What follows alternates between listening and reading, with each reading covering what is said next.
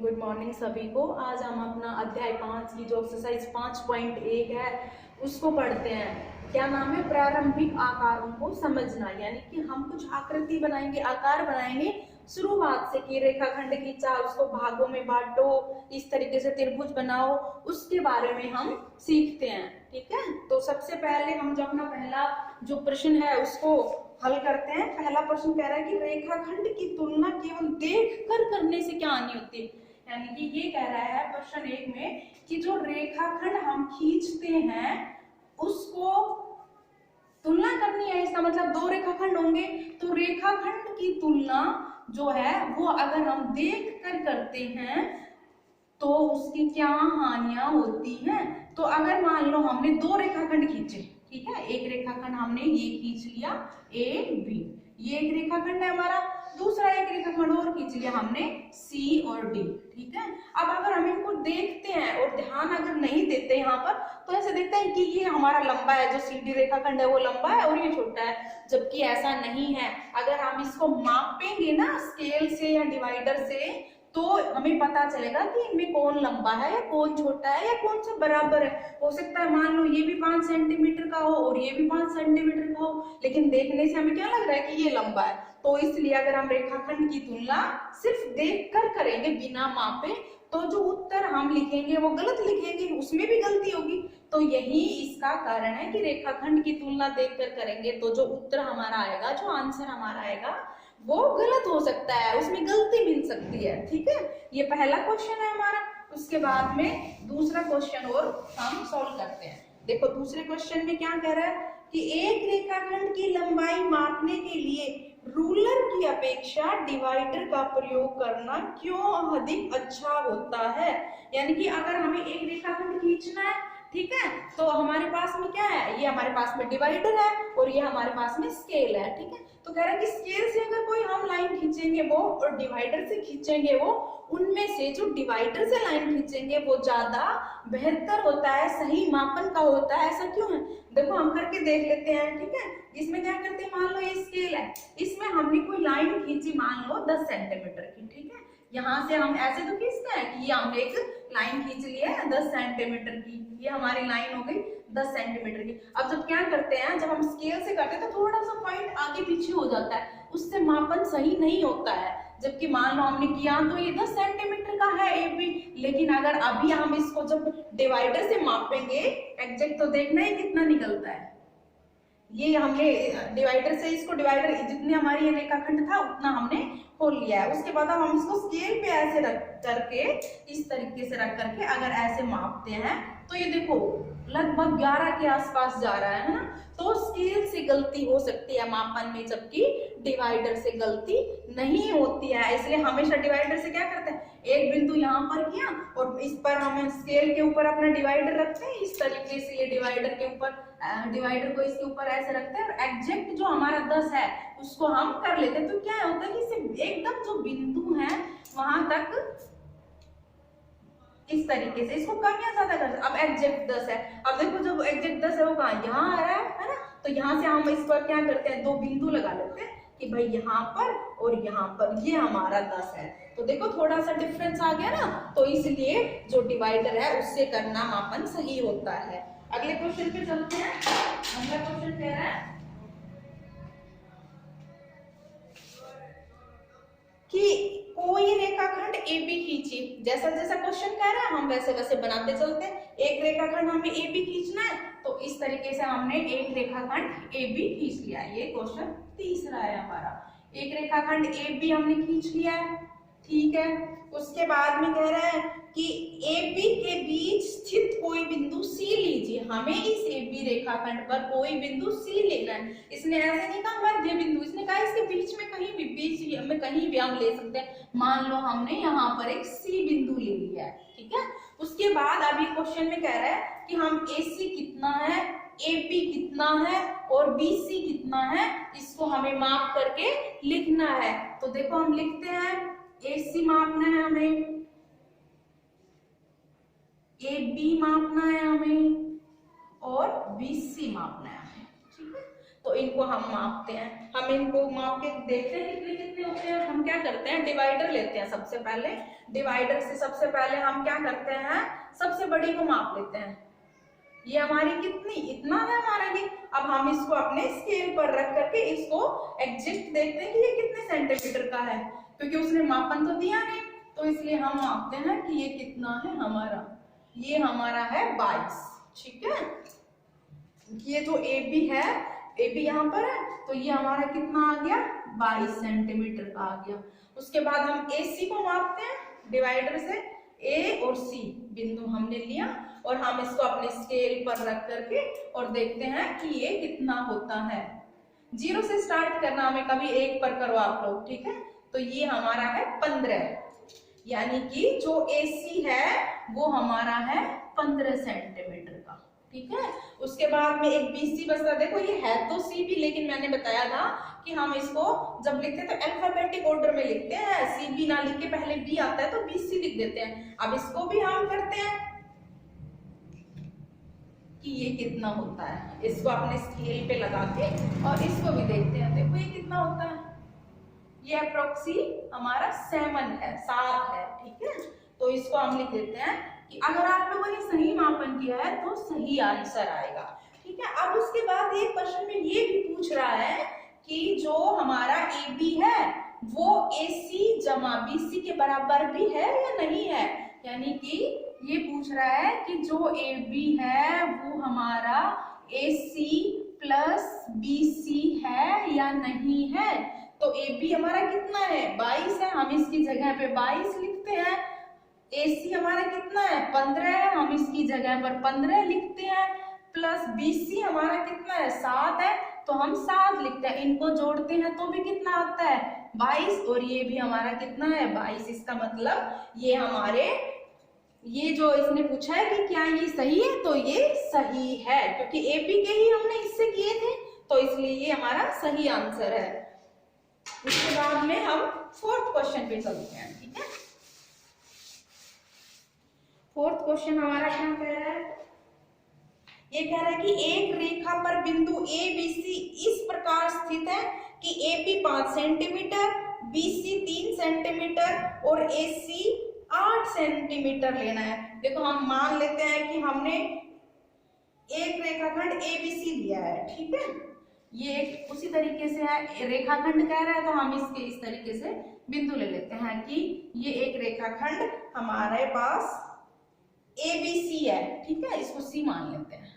और ये पूरा कह रहा है कितना है, 8 सेंटीमीटर का इसने कहा है। आप सपोज कर लेते हैं कि हमने माप कर ही बनाया 8 सेंटीमीटर का। अब कह रहा है कि इस प्रकार से है ABC की AB जो है वो 5 सेंटीमीटर का है, B अब कहीं होगा, मान लेते हैं हम B यहाँ पर है, ठीक है। तो ये जो AB है ये हमें स्केल से या डिवाइडर से माप करके ही करना है, ठीक है। ये कह रहा है कि ये कितना है, 5 सेंटीमीटर, ये यहाँ से और ये यहाँ तक का हमारा है 5 सेंटीमीटर का, ठीक है।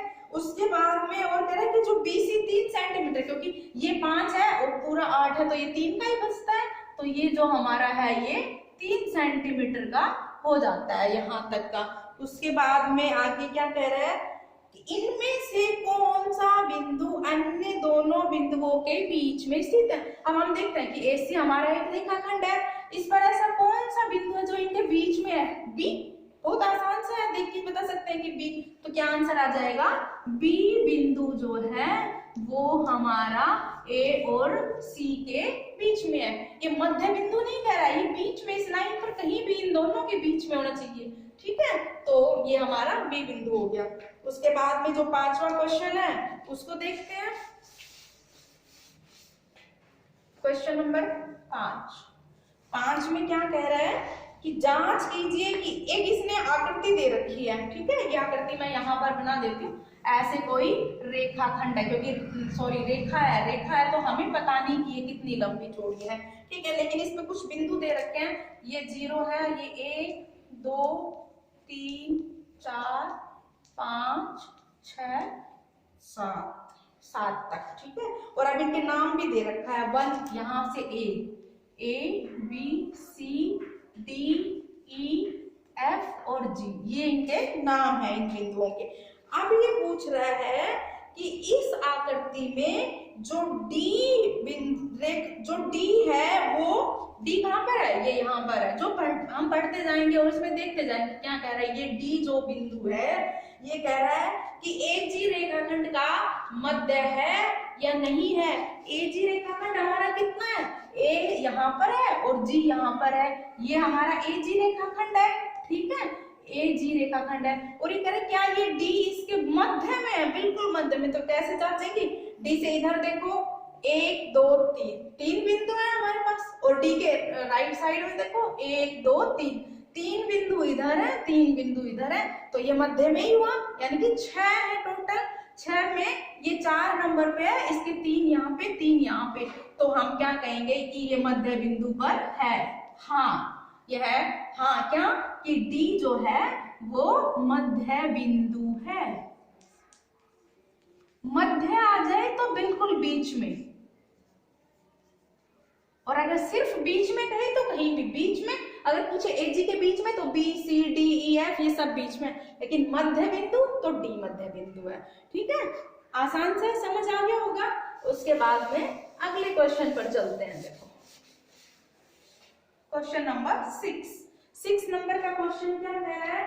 6 नंबर के क्वेश्चन में कह रहा है कि बी रेखाखंड एसी का मध्य बिंदु है, ठीक है। एक एसी हम अपनी रेखा ले लेते हैं, रेखा खंड बोला है इसने, तो एसी हम रेखा खंड ले लेते हैं। उसके बाद में कह रहा है कि जो बी है वो रेखाखंड का मध्य बिंदु है, यानी बिल्कुल बीच में। हम इसको स्केल से माप कर बनाएंगे। मान लो ये 10 सेंटीमीटर का है, तो ये हमारा 5 सेंटीमीटर का कौन सा बिंदु आ गया, बी बिंदु आ गया। अब कह रहा है और सी जो रेखाखंड बीडी का मध्य बिंदु है। अब बीडी देखो, डी तो कहीं है नहीं, सी मध्य है, यानी कि जितना बीसी है उतना ही हमें, कितना था 5 था, तो हमें उतना ही आगे डी भी लेना है, ठीक है। तो ये 5, ये भी 5, क्योंकि शुरू में हमने एसी 10 लिया था, 5 और 5 में बांट दिया, और अब ये मध्य बिंदु है तो जितना इसके इधर है उतना यहाँ पे होना चाहिए, तो ये भी क्या हुआ, 5 ही हुआ, हमारे सारे 5 के हो गए। अब आगे कह रहा है कि ए बी सी और डी एक ही रेखा पर है। देखो एक ही रेखा पर बनाया है हमने। उसके बाद में कह रहा है बताइए ए बी बराबर सी डी क्यों है। देखो ए बी कह रहा है कि जो ए बी है वो बराबर सी डी कैसे आया, हमें ये बताना है। तो देखो सबसे पहले हमने ए सी लिया था, ए सी हमारा 10 था, बी मध्य बिंदु था, तो ये 5 ये दोनों बराबर थे, क्योंकि ये क्वेश्चन में दे रखा था कि ये मध्य बिंदु है। तो ए बी और बी सी बराबर है। हम यहाँ पे लिखते हैं, इसको हटा देते हैं, इसको थोड़ा यहाँ लिख देते हैं, जो हमें प्रूव करना है, सिद्ध करना है कि ए बी और सी डी बराबर है। तो कैसे बराबर है, हमने यहाँ पर इसने क्वेश्चन में दे रखा है कि ए बी और बी सी बराबर है, क्योंकि बी मध्य बिंदु है। फिर इसने अगली लाइन में क्या बताया कि सी मध्य बिंदु है बी डी का, तो यानी बी सी और सी डी भी आपस में बराबर है, बी सी और सी डी भी आपस में बराबर। अब देखो ए बी बराबर बी सी और बी सी बराबर सी डी, ये बी सी का कितना है सी डी, तो इस सी डी को इस बी सी की जगह हम लिख सकते हैं। तो यहाँ पर हम लिखते हैं ये ए बी तो ऐसे का ऐसा एज इट इज, और ये जो बी सी है इस बी सी की जगह इसका मान क्या है सी डी, तो हम यहाँ पे इसको सी डी लिख देंगे। तो यही वो पूछ रहा है कि बताओ ये कैसे बराबर है। तो ये दोनों है, तो इन दोनों से बी सी दोनों जगह है, तो ये दोनों बराबर हो जाएंगे। तो ये हमारा, हम सिद्ध कर दिया कि ये हमारे बराबर ही होंगे। देखते हैं ये भी 5, ये भी 5, ये भी 5, तो सारे बराबर है आपस में। इस तरीके से अगले क्वेश्चन पर चलते हैं। 7th क्वेश्चन,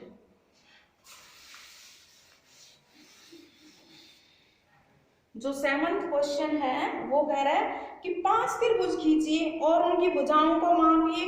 प्रत्येक स्थिति की किन्हीं 2 भुजाओं की लंबाइयों का योग तीसरी भुजा की लंबाई से सदैव बड़ा रहता है। देखो ये कह रहा है हमें माप करके बनाना है, ठीक है। मान लो हमने एक त्रिभुज बनाई है, ये त्रिभुज हमने बना दी है, ठीक है, ए बी, जिसकी 3 भुजाएं होती हैं वही त्रिभुज होती है ना, मैंने ऐसे समझाया था।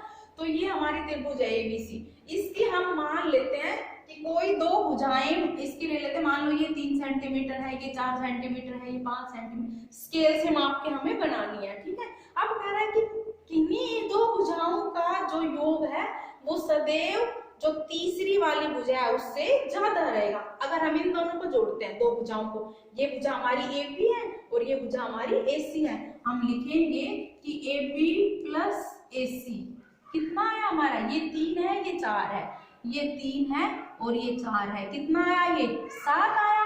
और एक भुजा BC हमारी कितनी है, 5 सेंटीमीटर की है। मान लो ये सब सेंटीमीटर में लिए हैं हमने, ठीक है, तो ये आंसर भी हमारा सेंटीमीटर में है। तो देखो दो भुजाओं का योग कितना है, 7 है, और तीसरी भुजा क्या है, 5 है। इन दोनों का योग हमेशा ज्यादा रहेगा तीसरी भुजा से, तभी त्रिभुज संभव है। अगर ऐसा नहीं है, इन दोनों का जोड़ भी अगर 4 आता और ये अकेली जो भुजा 5 है, तो वो त्रिभुज हमारी बन ही नहीं सकती। इसी तरीके से आप 5 त्रिभुज अलग अलग स्केल से बनाएंगे माप करके, और फिर किन्हीं दो भुजाओं को, जरूरी नहीं है इन्हीं दो को, हम इन दो को भी जोड़ सकते हैं। 5 और 3 8, इस 4 से ज्यादा है 8, 5 और 4 9, इस 3 से ज्यादा है 9, हमेशा ज्यादा मिलेगा। अगर कम है तो वो त्रिभुज नहीं बन सकती। तो ये अध्याय 5 की हमारी एक्सरसाइज 5.1 कंप्लीट हो गई है। 7 क्वेश्चन थे इसमें, ठीक है। आप लोग इसको समझना अच्छे से, अगर नहीं समझ आए तो मुझसे दोबारा से पूछ लेना, ठीक है। धन्यवाद।